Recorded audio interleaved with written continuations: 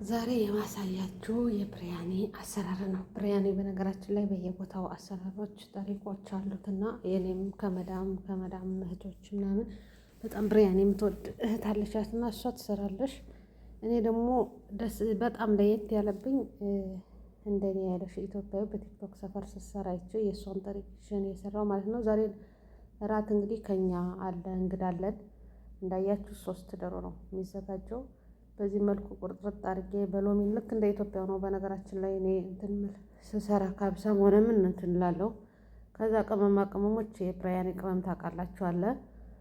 እኔ ሄል ፈጭቼ ነው የማደርገው። ልጆቹ ወጣ ያለ ነገር እንትን እንዳይታይ ነው ሁሉም ነገር ቲማቲም ሆነ ምን ሆነ በቃ እንትን ትንሽ ካገኙ አይበሉም የኛዎቹ ማለት ነው። እና እነዚህን ቅመሞች ነጭ ሽንኩርት፣ ዘባዲ እንደዛ አድርጌ ቅመሞቹን አድርጌ ተብለዋለሁ። በደንብ ታጥቧል ዶሮውን ማለት ነው።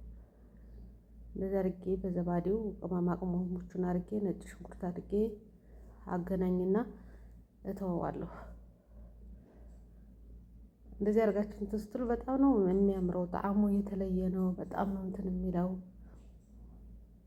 የብሪያኒ ቅመሞች አሉ ተፈጭተው ታሽገው የሚሸጡ ማለት ነው። እኔ ግን ከቤት ነው እንትን የምለው አሉ። እነሱም ያመጧቸዋል። እህቲቱ በተለይ ትወዳለች።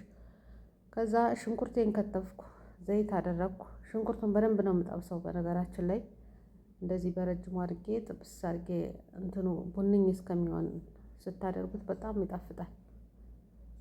ቡንኝ እስከሚሆን አቁላልቼ ከዛ ዶሮውን አስገባለሁ ማለት ነው። በደንብ እንደዚህ እንትን ካለ በነገራችን ላይ ብሪያኒ ከላይ ከሩዝ በበላይ እንደዚህ ሽንኩርቶቹንም እንደዚህ እንትን ብላችሁ ጠብሳችሁ ማድረግ ትችላላችሁ። የኛ ግን ልጆች አይበሉም። የሆነ ሽንኩርት ያለ ወጥቶ የታየ ነገር ንኪት አያደርጉትም ማለት ነው። አሁን ያንን ሽንኩርት ጠበስኩ፣ ቲማቲም ፈጭቼ አደረግኩ። ቲማቲሙ ብዙም ቀይ አይደለም እንትን ነው ፍሬሽ ነው። አሁን እዚህ ያለ መዝራዕና የመጣ ነውና ፍሬሽ ነው። ከዛ ምልህ አደርጋለሁ። እኔ ምልሁን ደቂቱን አልወደውም በነገራችን ላይ ያንን እንትኑን ነው እንትን ምል ነበር። አሁን እንግዲህ የሰለለለ ነው።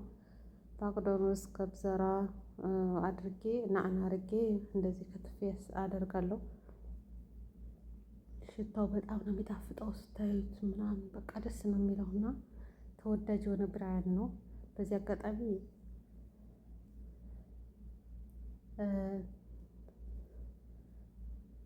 ሴትነት ከቤተሰብ የወጣ ከሶሻል ሚዲያ መማር ትችላላችሁ ማለት ነው። ከዛ ወራግ አደረኩበት ሩዙ ላይ ትንሽ ዘይት ሚሌህ አድርጌ እንትን እላለሁ ማለት ነው። ከዚህ ግርፋ ሀባት ሄል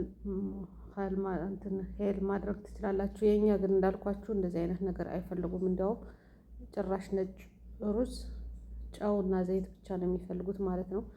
ከዚህ ግን ይሄን አድርጌበታለሁ። ብዙ መብሰል አያስፈልገውም ማለት ነው።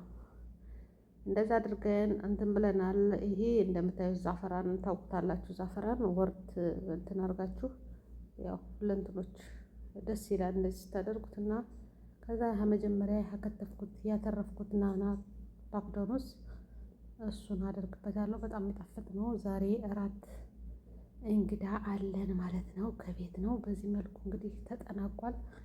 አሁን ሰላጣ ምናምን ነው ማዘጋጅ። ሩዝ አውቅቷል። ሰላጣ ይዘጋጃል። ለበን እና ፔፕሲ ወይም ሰፈን አፕ ነው ያላቸው። ይሄን